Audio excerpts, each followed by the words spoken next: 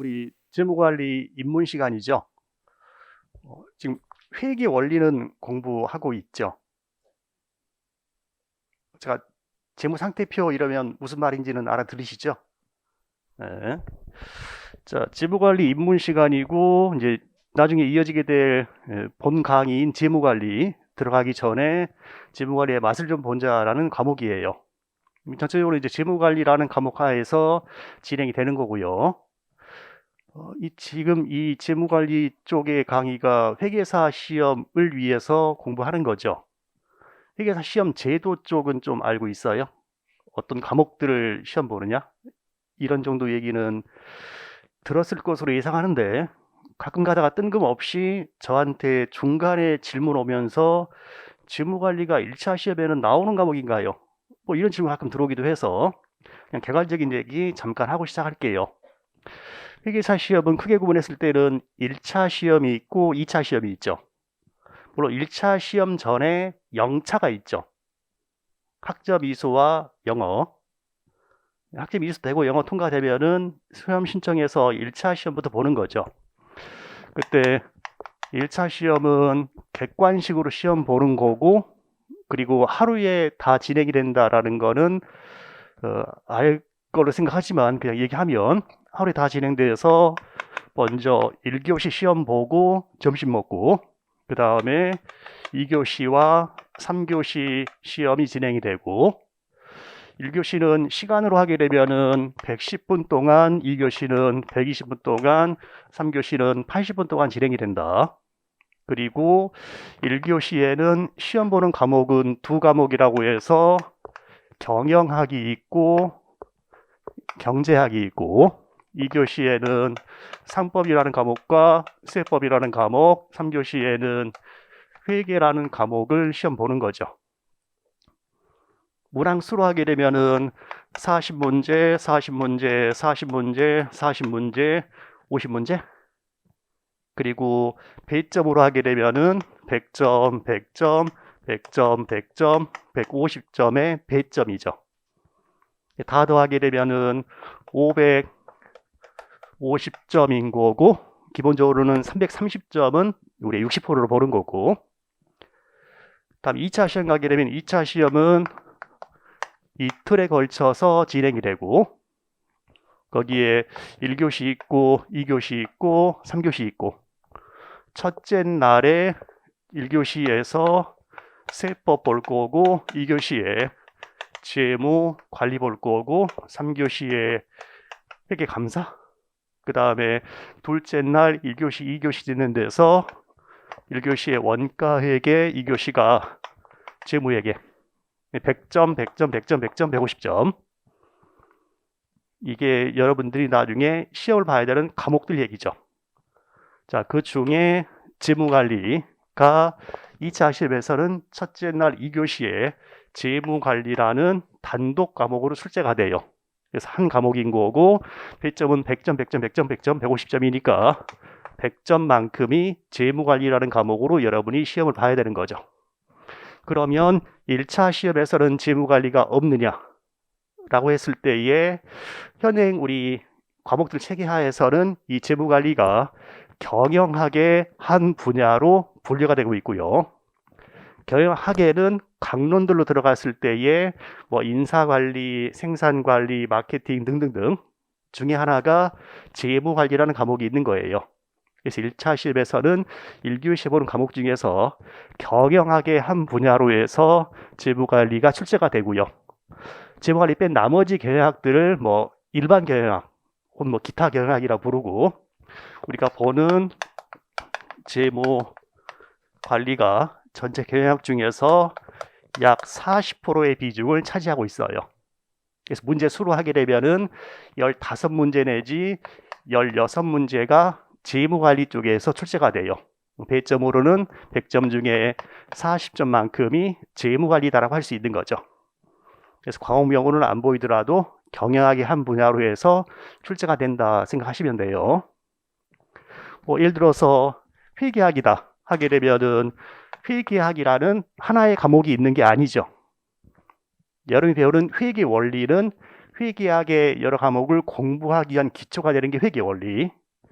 회계원리 한 다음에 중급 회계하고 고급 회계 하는 재무 회계 부분이 있는 거고, 그리고 제조기업 다루는 원가 관리 회계가 또 있는 거고, 그리고 정부 회계가 있는 거고, 이것들 다 더해서 회계학이다라고 하는 거죠. 세법은 세법이라는 법이 따로 있는 게 아니고 법인세법, 소득세법, 부가가치세법, 국세기본법 등등의 법이 다 들어간 게 세법이죠.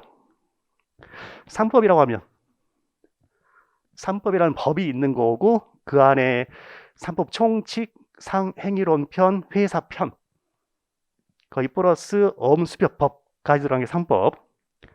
그것은 여러분이 배울 게 단순하게는 그냥 5과목처럼 보이지만 실제는 엄청나게 많은 과목들이 안에 들어가 있는 거죠.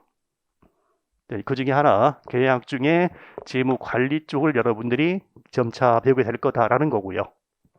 다만 이러한 재무관리가 현행 이 과목들 세계에서는 경영학의 한 분야로 분류가 되고 있는데요. 각종의 수많은 이론들이 나올 거야. 근데 그 이론들은 다 경제학 쪽의 얘기예요. 그래서 과목 분류는 경영학 돼 있는데 실제 내용은 다 경제학 쪽의 과목을 배우게 될 거다. 자, 뭐 그런 재무 관리예요. 근데 이제 여러분들이 차츰차츰 과목들을 공부해 갈 건데, 제일 어려운 과목이 뭐냐라고 했을 때에 일반적으로 사람들이 많이 뽑는 가장 어려운 과목들은 크게 두 가지예요. 세법이라는 놈과 재무 관리라는 놈을 꼽아요. 자, 여기서 세법이 어려운 이유는요, 양이 냅다 많아. 냅다 많은 양을 다 외워야 돼. 다 외워야 돼서 열심히 외우는데 오늘 외운 거 내일은 까먹었어. 외우는 엄청 많기 때문에 그게 하루 지나면 까먹고 하루 지나면 까먹고 계속 외워야 되고, 이런 것 때문에 세법은 말이 어렵다고 그래요. 근데 재무관리는 그렇게 외울 게 많진 않아요. 근데 문제는 그걸 외우기 위해서 설명을 들을 거 아니야. 설명 자체가 어려워. 이런 내용 자체가 어려워요. 그래서 그걸 이해하는 게 첫 번째 힘들 수 있어. 그러다 보니까 이 재무관리를 공부할 때에 내용 자체가 워낙 어려워서 학생들이 어려워하는데, 거기에다가 수학적인 계산까지 들어가요. 뭐 회계, 세법 이쪽도 계산이 많긴 한데요. 그 계산은 진짜 가감승제, 더하기 빼기 곱하기 나누기 이 정도인데요. 재무관리에서는 계산하는 수학이 나오는 게 제곱이 나오고요, 로그가 나오고요, 루트가 나오고요. 그래서 얘네보다는 수학이 좀 많이 나와요. 미분이 나오고. 그러다 보니까 어려운 내용 공부하는 데에 수학적인 부분이 같이 끼어들면 짜증나기 시작하는 거거든요. 수학적인 부분은 미리 한번 여기서 짚고 가자 해서 지금 진행하는 게 재무관리 입문이다라고 보시면 돼요. 그래서 재무관리 입문에서는 제가 크게 두 가지 이 내용들을 다룰 거예요. 첫 번째는 수학적인 부분을 다룰 거고요. 거기에 이제 추가로 해서 실제 나중에 재무관리 공부할 때에 나오는 재무관리의 어떤 기본적인 주제들에 대한 내용을 조금씩 다뤄갈 거예요. 지금 1장의 얘기면 제가 1장에다가 지수, 로그, 수열을 넣어놨고요. 그리고 나서는 2장 가서는 화폐의 시간가치 부분이 들어가 있어요. 그런 식으로 수학적인 내용을 좀 보고서 그 수학적인 내용이 나중에 배우게 될 재무관리 쪽에서는 어떤 내용으로 결합돼서 나오느냐 하는 걸 한번 짚어보면서 가자라는 거예요. 다만 제가 이쪽 초점 맞추는 것은 재무관리에 나오는 수학적인 부분을 맛을 보자라는 거기 때문에 재무관리의 내용이 서로 연결되진 않을 거야. 입문 지나서 나중에 진짜 재무관리 기본 강의 가게 되면 하나씩 제가 연결을 해드릴 거거든요. 근데 지금은 여기 재무관리의 기본적인 내용들이 앞뒤가 서로 연결은 잘 안 될 거야. 이 얘기 나왔다가 이 얘기 나왔다가 막 나오는데요. 그거는 제가 수학적인 내용이 들어가는 부분들을 조금씩 보여드리느라고 그냥 순서 없이 집어넣은 얘기예요. 그러니까 재무관리 내용은 나중에 기본 강의 가게 되면 다시 다 배울 거다 생각하시고서 다만 수학적인 내용들이 이렇게 나오는 거니까 제가 외워라 하는 것들은 외우고 지나가세요. 자, 전반적으로 OT는 이 정도예요. 자, 이제 본격적으로 내용 한번 들어가 볼까요? 뭐 프린트본은 받으셨을 거고, 뭐 우리 재무관리 입문 강의 해봐야 20시간밖에 안 되는 거라서 시간도 짧고 내용도 그렇게 많지는 않아요. 그래서 제가 별도로 교재를 출간하지는 않았고 프린트본로 진행을 할 거예요. 자, 먼저 1장에 나오는 게 지수 얘기 나올 거고, 로그 얘기 나올 거고, 수열 얘기가 나오게 돼요. 자, 수학적인 부분들을 얘기할 건데, 수학적인 부분은 저 지금까지 수학 다 포기했었는데요. 해도 괜찮아. 왜냐하면 수학적인 내용들의 주제는 나중에 가면 미분도 나올 거니까요. 뭐 내용으로 치면은 고등학교까지의 내용들인데, 개의 깊이, 난이도 이런 거는 그냥 초등 고학년 이 정도 난이도라 생각하시면 돼요. 자, 혹시나 2 곱하기 3의 의미가 뭔지 아세요? 그거는 2를 어떻게 하라는 거예요? 2를 3번 더 하라는 거죠, 뭐. 그래서 2가 3개 있다. 그 값은 얼마냐? 2가 3개 있다. 그 값은 얼마냐? 하는 게 곱하기의 의미인 거죠. 이 정도 난이도는 괜찮죠? 자, 그러면 2의 세제곱, 이걸 미수, 그 다음 위에 있는 걸 지수라고 하는 거고요. 이게 미수, 이게 지수. 이딴 걸 외울 생각하지 마세요. 우리는 수학을 하자는 게 아니야. 재무관리에 쓰이는 내용에서 나오는 수학적인 부분을 보자는 거니까 수학적인 정의를 외우고 이럴 필요 없어요. 자, 2의 세제곱, 이걸 미수라 하고 위에 있는 3을 지수라 하는데 2의 세제곱의 의미는 2를 3번 곱하라는 얘기인 거죠. 그래서 얘는 2 곱하기 2 곱하기 2 해서 8이다라고 하는 거죠. 이때 나오는 얘를 지수라고 하는 거고요. 그때 A를 A의 n제곱이라고 부르는 거고, A의 n제곱은 A를 n번 곱하자라는 얘기인 거죠. 자, 그 값이 x가 된다라고 했을 때에 이걸 A의 n제곱이다라고 부르는 거예요. 자, 그리고 n번 곱해가지고 x가 되는 이 수, 이 A를 x의 n제곱근이다라고 부르는 거고, 그걸 표시할 때는 A는 n 루트 x라고 표시를 하는 거고요. 자, 그러면 2의 세제곱은 8이 된다는 것을 일종의 이 지수를 이항하는 거죠. 이 지수를 이항하게 되면 2는 3 루트 8이다라고 표시하는 거고, 2는 8의 세제곱근이다라고 얘기를 하는 거죠. 자, 혹시 우리 회계사 공부할 때는 계산기가 필요하다라는 얘기 혹시 듣지 않으셨나요? 계산기 반드시 있어야 돼요. 더불어서 회계사 시험 1차 시험이든 2차 시험 공이 시험장에서 계산기가 허용이 돼요. 다만 그 계산기가 어떤 수식을 메모리할 수 있는, 수식 자체를 입력해 놓을 수 있는 계산기는 안 되는 거라서 재무용 계산기나 고학용 계산기는 불가능하고요. 단순 기능만 있는 계산기는 가능하다. 따라서 더하기, 빼기, 곱하기, 나누기만 되는 계산기가 반드시 있어야 되고, 혹시나 계산기가 집에 있는 사람들은 일단 집에 있는 계산기 쓰는 거고요. 그게 없다면 계산기를 하나 준비해야 되는데, 다만 당부하는 게 버튼 중에 루트 버튼이 있는 계산기를 준비하세요. 루트는 있어야 돼. 자, 그런데 3루트는 루트가 아닌 거죠. 그냥 루트 그러면은 이자가 생략되어 있는 게 루트. 그래서 만약에 3의 제곱이다 하게 되면 그 값은 9가 되는 거고, 지수를 이항하게 되면은 루트 씌우겠다는 건데 3은 2 루트 9가 되는 거고, 그때 이 루트에서 2는 생략해서 루트 9다라고 하는 거죠. 그러면 루트 9 값은 계산기에 루트 버튼이 있게 되면은 계산할 수 있는 건데 3루트는 계산기에 루트 버튼이 있다고 해서 계산되는 게 아니잖아요. 그럼 이거 계산은 어떻게 하는 거예요? 이거 계산은 안 하는 거야. 이런 계산은 안 나와. 야, 복잡한 계산기는 갖고 갈 수 없다고 했죠. 그럼 그 계산기로 계산이 안 되는 건 나올 수가 없는 거죠. 자, 그렇게 하는 거야. 그래서 3루트 있다는 거는 시험 문제에 없다고 생각하시면 돼요. 없다고 생각하면 돼. 자, 우리 좀 더 가서 우리 지금 1페이지 가고 있고 1페이지 1장에 지수와 로그 및 수열 1번의 지수, 가로 1번의 지수의 정의의 얘기는 했고요.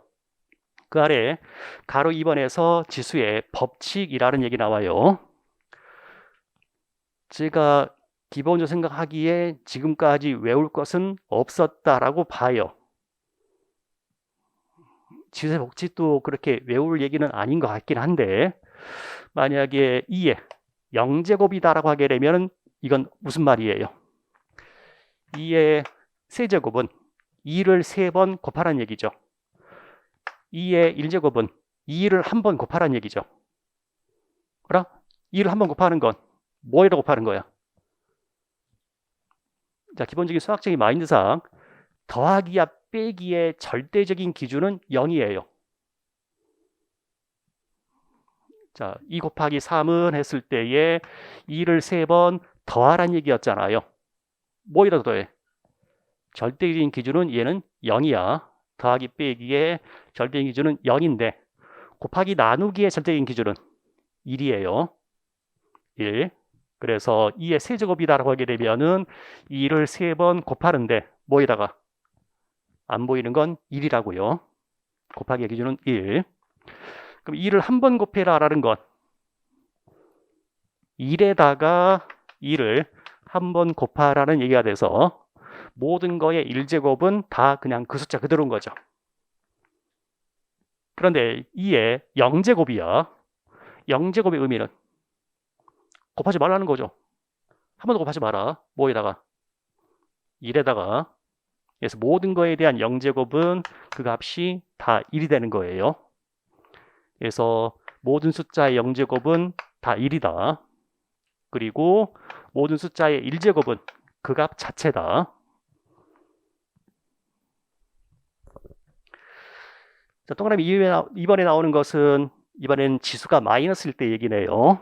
자, 그러면 2의 마이너스 1제곱이다. 이게 무슨 말일까요?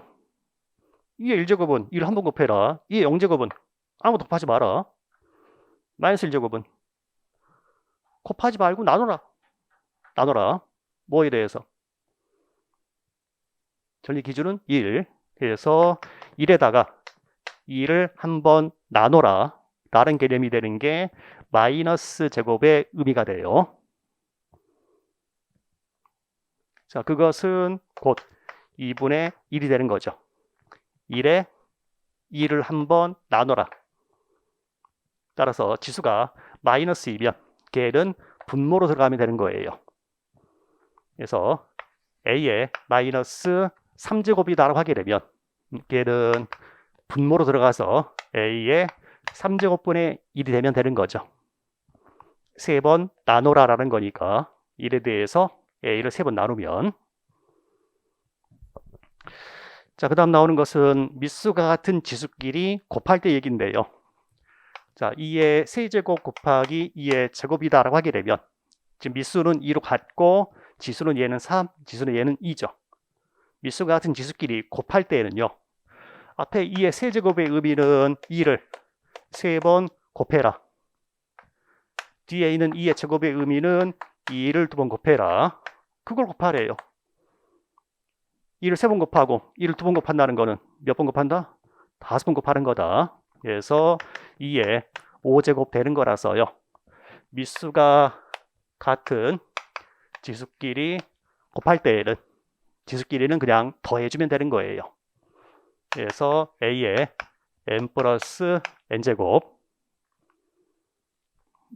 2의 세제곱 나누기 2의 제곱이다라고 하게 되면 분자에서는 2를 3번 곱하는 거고 나누기니까 얘는 분모고 분모에 2를 2번 곱하는 거니까 결국 2의 1제곱이 되는 거죠. 자, 그거는 밑수가 같은 지수끼리 나눌 때 n은 지수끼리는 빼주면 되는 거예요.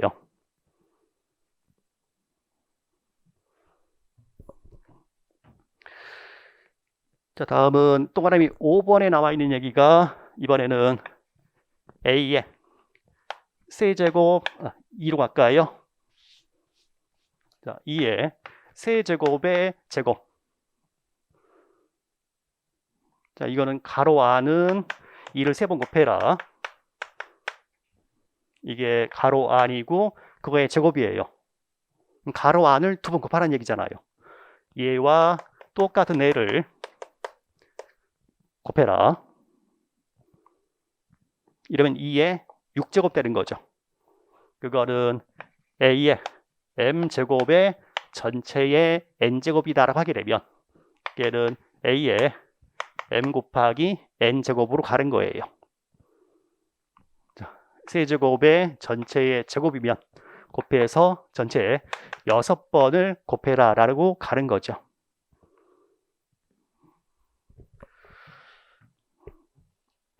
자, 다음 6번과 7번에 나오는 건 가로 안이 곱하기나 나누기였을 때 예, 얘기고요.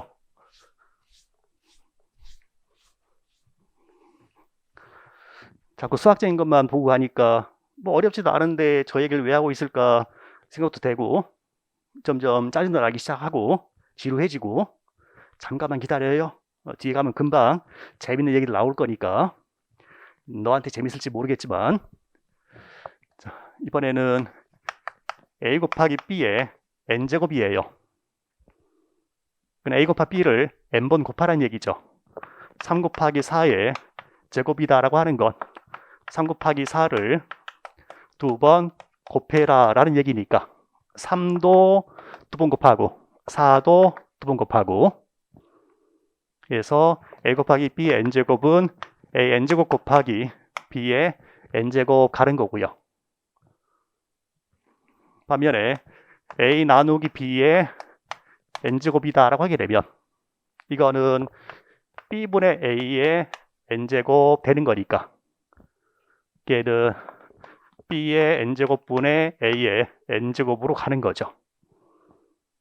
그래서 3 나누기 2의 3제곱이다 하면 2분의 3의 세제곱 되는 거고 2분의 3을 3번 곱해라는 거니까 2분의 3을 3번 곱하게 되면 분모에는 2의 3제곱, 분자에는 3의 3제곱 되는 거죠. 자, 이도 얘기가 지수 쪽의 얘기예요. 자, 이런 건데 지수의 법칙으로는 그런데요. 예를 들어 숫자가 나왔어. 숫자가 나누어서 이렇게 있다. 해가지고 예를 들어서 5 나누기 3의 4제곱이다 라고 하게 되면 여러분은 굳이 이 지수의 법칙을 생각할 필요는 없는 거예요. 이 값을 계산기로 계산해내면 돼. 계산해내야 되니까 그냥 얘를 계산기로 누르고요. 그리고 계산기에서 4번 곱하면 끝나는 거예요. 또 얘 6 곱하기 7에 42제곱이야. 그러면 6 곱하기 7을 계산하고 그걸 42번 곱하면 되는 거죠. 42번을 곱해? 언제 곱해? 그런 건 안 나와. 끼까 해봐야만 뭐 4번 정도 곱하자. 이 정도의 계산야만 나오는 거예요. 42번 곱하고 있으면 날 새는 거잖아요. 그걸 시험에서 테스트하고 싶지는 않겠죠. 다만 이런 식으로 계산을 해가면 되겠다 정도 생각하시면 돼요. 그래서 이런 계산할 때 이제 우리가 계산기를 많이 이용하게 될 건데 그냥 단순하게 보이는 더하기 빼기 곱하기 나누기 되는 계산기를 준비하라고 했고요. 하지만 그러한 계산기에도 좀 엄청난 기능이 숨어 있어요. 그 기능을 알아야 그래도 좀 쉽게 계산기를 다룰 수 있는 거라서 제가 우리 프린트볼의 3장에다가 계산기 사용법을 또 집어넣어 놨어요. 제가 1시간 정도 잡아가지고 계산기 쓰는 것도 연습할 거예요. 그게 내일일 거야. 그게 내일. 따라서 내일부터 웬만하면 계산기 들고 오세요. 제가 그 계산기 사용법을 자꾸 할 수는 없는 거니까 한번 하고 그냥 지나갈 거거든요. 그때 제가 할 때 같이 눌러버린 게 좀 더 나을 거예요. 웬만하면 계산기 같이 갖고 시작합시다. 회계 원리에서 그런 얘기 안 해요? 계산기 쓸 거다라는 얘기. 혹시 1 나누기 1.1의 세제곱 이 값이 얼마인지 아세요? 0.7513일이야. 1 나누기 1.1 플러스 1 나누기 1.1의 제곱 플러스 1 나누기 1.1의 세제곱 이 값이 얼마인지 아세요? 2.48685야. 를 외울래요? 계산기 누를래요?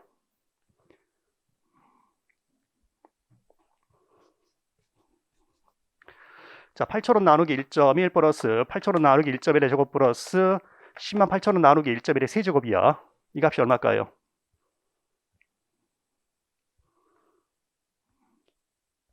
95,026원이야.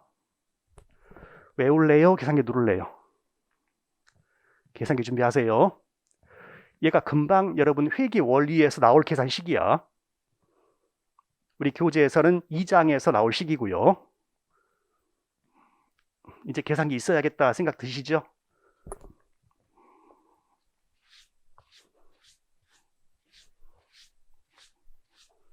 혹시 제가 좀 전에 질렀던 그 숫자가 제가 얼마예요? 라고 했던 숫자가 맞을까요? 틀릴까요? 당연히 맞겠지라고 생각하신 거예요? 나중에 한번 눌러보든지. 자, 계속해서 이제 2번 로그 쪽 갑시다.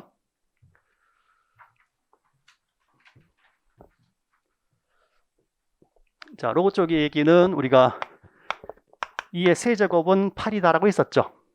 얘기 부르기에 2의 세제곱이라고 부른 거였고요. 그럼 뭔가를 세제곱하면 8이 되느냐 하는 것을 8의 세제곱근이다라고 했어요. 그래서 2는 3 루트 8, 그래서 2는 8의 세제곱근이다 라고 얘기했던 거죠. 그러면 다시 돌아와서 우리 첫 번째는 이걸 계산한 거였고요. 2의 세제곱. 다음 8의 세제곱근은 얘를 계산한 거였죠. 자, 이번에는 이걸 계산하자. 2를 몇 번 제곱하면 8이 되느냐. 그 로그를 이용해서 나타내는 거예요.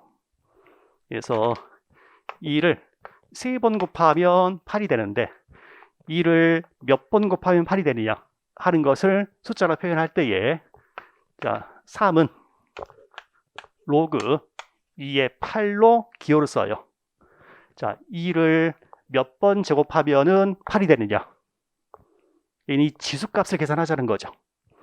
그래서 A의 n제곱은 x다라고 했을 때에 자, A를 몇 번 곱하면 x가 되느냐. 그걸 로그 A를 몇 번 곱하면 x가 되느냐 하는 그 값을 우리가 식으로 쓰는 게 로그라고 쓰는 거예요.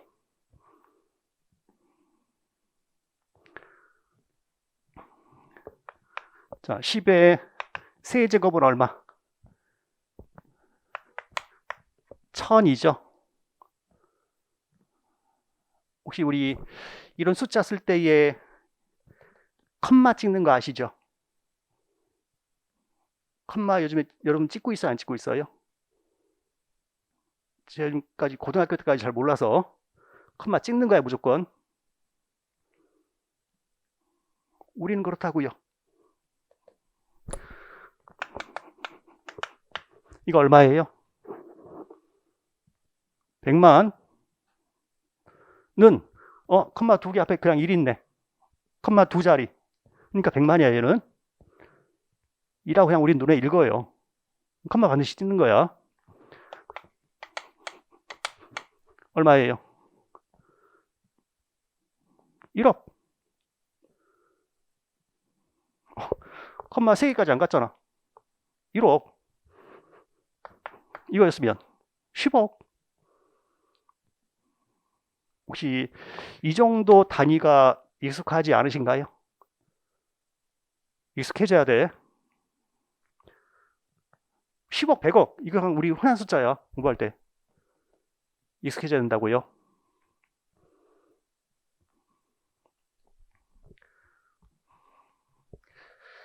자, 다시 돌아와서 로그 쪽이에요.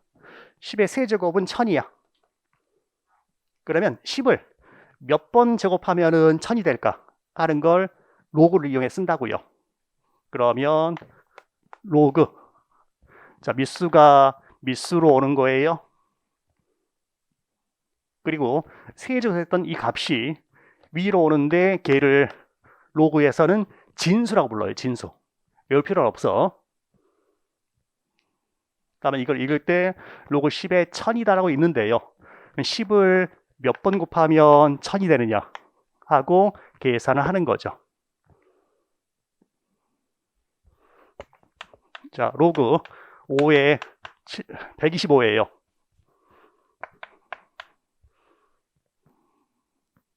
얼마?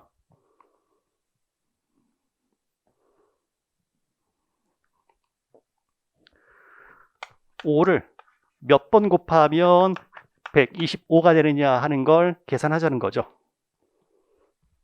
5의 제곱은 25죠. 5의 세제곱은 여기 5를 또 곱하는 거니까 그 값이 125 아닌가요? 이걸 로그로 쓴 거니까 2를 몇 번 곱하면 125가 되느냐 했을 때 그 값은 3이다라고 하는 거죠.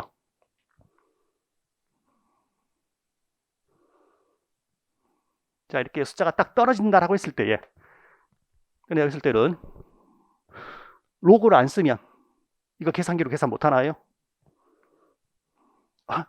5를 계속 곱해가봐.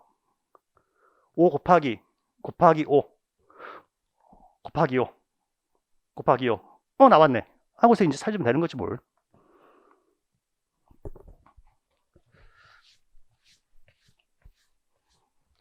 계산기 쓰는 거는 나중에 다시 얘기를 한다고 했어요.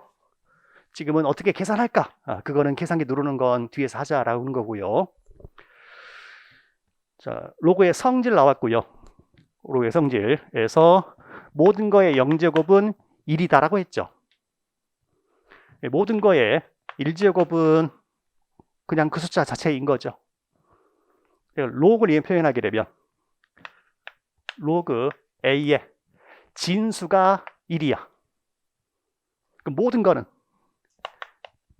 0제곱하면은 1 되는 거죠.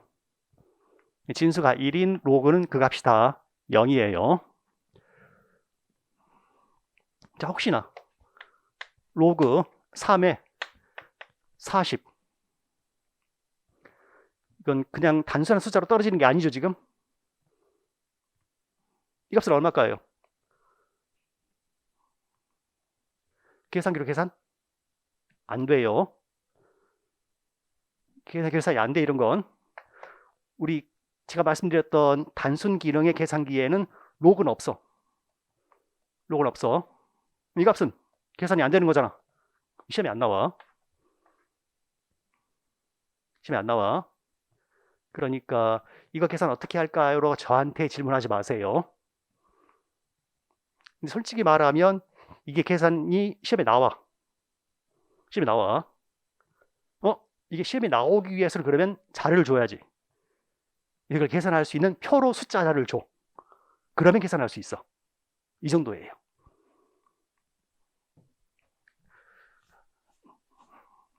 자, 다음 모든 거의 1제곱은 그 숫자 자체잖아요. 그러면 로그 A의 A다 해서 미수와 진수가 같은 로그는 그 값은 그냥 1 되는 거죠. A의 1제곱이 A가 되는 거니까. 자, 다음 나오는 게 이번에는요. 로그 2에 8이다라고 봅시다. 그 값은 얼마? 2를 몇 번 곱하면 8이 되느냐 하는 거니까 3이죠. 근데 걔는요, 자, 로그 밀수는 2고요. 진수는 8인데 8은 2에 세제곱 표현할 수 있죠. 자, 그때 로그에서 진수에 지수가 달려 있으면요, 걔는 앞으로 튀어 내려오는 거예요. 앞으로 튀어 내려와서 자, 3 곱하기 로그 2의 2가 되는 거죠. 그 값은 3 곱하기 1이 되는 거고요. 그래서 얘는 3이다라고 할 수 있어요.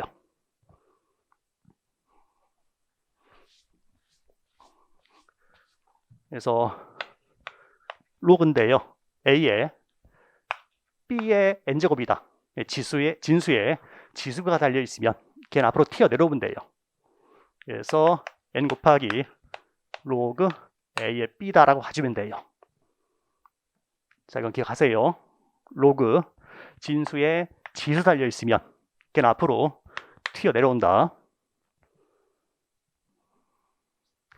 자, 다음 추가로 나와 있는 게 우리 4번과 5번에 미수가 같은 로그끼리 더하거나 뺄 때에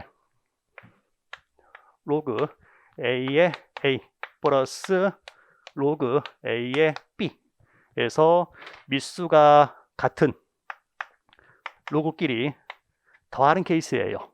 그때 N은 그냥 진수끼리 곱해주면 돼요.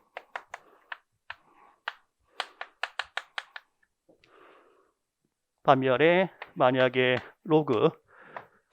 로그인데 미수가 같은 로그끼리 뺄 때, 미수가 같은 로그끼리 뺄 때 N은 그냥 진수끼리 나눠주면 돼요.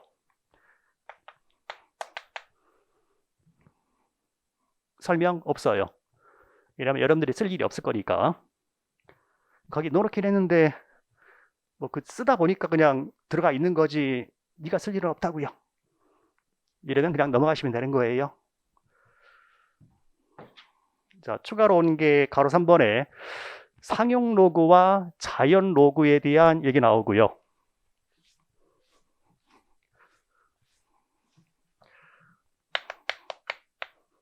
자, 상용 로그인데 걔는 미수가 10, 인 로그를 상용 로그다라고 해요. 미수가 10인 로그를 상용 로그라 하고, 미수가 10인 상용 로그는 미수를 그냥 생략하고 써요. 미수가 안 써 있으면 10이구나 생각하시면 돼요. 자, 다음 자연 로그라는 건데요. 얘는 로그는 로그인데, 자, 미수가 우리 자연 대수라고 불러요. 자연 대수인 2가 미수인 로그를 자연 로그다라고 하고요.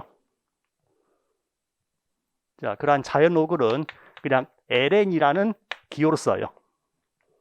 그래서 미수가 자연 대수 2인 로그를 자연 로그를 하는데 걔는 그냥 기호로 쓸 때에는 ln이다라는 기호를 써요. 자, 여기서 이 자연 대수라는 2라는 자연 대수는 어떻게 정의가 되느냐라고 했을 때에, 자, 혹시나 이거요. 2를요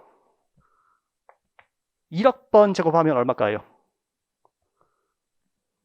1은 제곱을 몇 번 하는 상관없이 그냥 1인 거죠. 그렇죠? 그런데 이 자연 대수 2는 어떤 값이냐면, 자, 1.0000000001을 1보다 아주 조금 큰 거, 자, 걔를 무한대로 제곱하면 얼마일까요? 1은 무한대 제곱해봐야 1인데 1보다 조금 큰 걸 엄청나게 제곱해가면 그 값이 얼마로 갈까 하는 것을 자연대수다라고 얘기를 해요. 그래서 리미트라는 기호 아세요? 극한값. 자, x가 무한대로 갈 때에 얘를 무한대 제곱하자. 어떤 수냐면 1보다 아주 조금 큰 숫자, 그러니까 1 플러스 1 나누기 무한대. 1 나누기 무한대 하면은 엄청나게 작은 숫자잖아요. 1보다 아주 조금 큰 걸 무한대 제곱하면 그 숫자가 어디로 갈 거냐? 자, 혹은 똑같은 게 리미트 x가 0으로 갈 때에, 0에 근접할 때에 1 플러스 x 하면 1에다가 0에 거의 가까운 숫자를 더했다. 이거에서 조금 더 큰 숫자, 얘를 x분의 1제곱, x가 0으로 근접하니까 1 나누기 거의 0은 무한대가 되는 거죠. 식은 생각하지 마세요.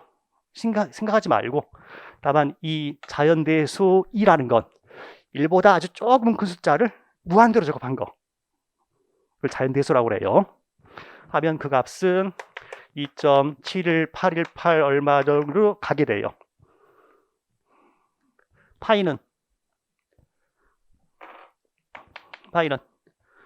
3.1415고 뭐라고 알고 있잖아요. 그런 거. 그 숫자를 나타내는 우리 파이 일종의 기호로 생각하는 거죠. 자연대수 2도 그런 기호다 생각하시면 돼요. 그래서 그런 자연대수가 미수인 로그를 자연로그로 하고 기호를 쓸 때는 ln이라고 쓰는 거예요.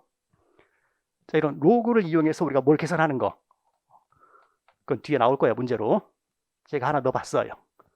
이게 어떻게 써먹느냐 하는 것은 이제 뒤에 봅시다. 자, 여기까지가 로그 얘기였고, 그 다음은 3번에 수열에 대한 얘기 나오네요.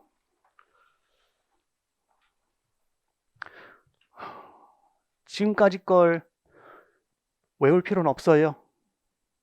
이런 수학적인 개념이 있는데 그게 뒤에 봤더니 이렇게 써먹는 거구나. 그쪽 가서 이제 확인을 해주면 되는 거예요. 자, 다음 이제 3번에 나오는 게 수열 쪽의 얘기인데요.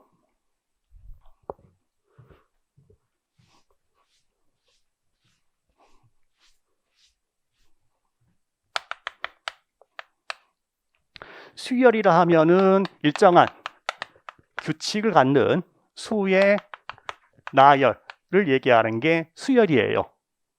이때 혹시나 제가 칠판의 수열은 그 정의가 일정한 규칙을 갖는 수의 나열이다 라고 썼다고 해서 이걸 따라서 생각을 하지 마세요. 지금 잠깐 1시간 정도 이제 제 강의를 들으니까 느끼겠지만 제가 판서량이 만만치 않아요. 제가 습관적으로 쓰거든요. 그거 다 따라 쓰게 되면 난리가 나는 거야. 그런데 이런 정의는 거기 써 있잖아요. 거기에다가 우리가 배우는 건 지문을 배우자는 거지 수학을 배우자는 게 아니다. 수학적인 정의를 네가 외워. 그냥 그건 듣고 지나가면 되는 거예요. 쓰거나 외워야 되는 거는 제가 반드시 얘기할 거야. 그러니까 이거는 분명히 반드시 외우세요 라고 얘기할 거야. 제발 그것 좀 외워. 쓸데없는 거 쓰고 외우고 이러지 말고요. 필요한 건 제가 반드시 얘기할 거야. 이건 반드시 알아야 된다. 반드시 외워야 된다 라고 제가 얘기할 거고, 그건 반드시 외우세요. 제가 이제 1교시가 끝나고 나면 잠깐 쉬었다가 들어오자라고 얘기하겠죠. 그 시간이 저는 쉬러 나가는 거고 여러분은 외우는 거고, 그런 시간 정도로 생각하면 돼요. 자, 수열이라는 것의 수열은 일정 규칙을 갖는 수의 나열을 얘기하고요. 대표적인 수열로 얘기할 수 있는 게 등차 수열이라는 것과 등비 수열이라는 게 있어요. 이때 각각의 등차 수열, 등비 수열이 있는 첫 번째 항이 있고 그 첫 번째 항에다가 일정한 규칙을 갖고서 나오는 수의 나열을 얘기해요. 등차 수열은 일정한 차를 더해가는 수열이고요. 등비 수열은 일정한 수를 곱해가는 수의 나열이에요. 이걸 제가 왜 얘기하고 있을까요? 제가 지금 수학을 얘기하는 이유는 그게 재무관리 어딘가에 나오기 때문에. 그럼 제가 얘에 대해서 첫 번째 항, 공차, 공비 얘기하고 일반항은 어떻고, 그 다음에 걔가 쭉 갔을 때에 그 수열의 합은 어떻게 된다, 등차 수열의 합은 어떻고, 등비 수열의 합은 어떤데, 유한한 등비 수열의 합은 어떻고, 좀 더 나가서 무한한 등비 수열의 합은 어떻게 된다. 우리가 알아야 되는 것은 무한 등비 수열의 합이다 라고 얘기를 할 거예요. 중간에 하는 얘기는 그냥 그걸 가기 위한 그냥 전 단계인 거죠. 그러니까 얘기를 쭉 하고서 그러니까 이게 나올 거예요. 라고 제가 얘기를 할 거거든요. 그쪽에 수준을 맞추면 되는 거예요, 여러분은. 그러니까 제가 쭉 얘기하다가 얘기하는 포인트가 있을 거라고요. 그걸 제가 강조할 거고 강조되는 부분을 여러분 중심으로 해서 생각을 해주면 되는 거예요. 자, 수열에 대한 얘기부터는 잠깐 시작할게요. 잠깐 쉰다라고 하게 되면 한 10분 정도 생각하시면 돼요. 잠깐 쉬어갑시다.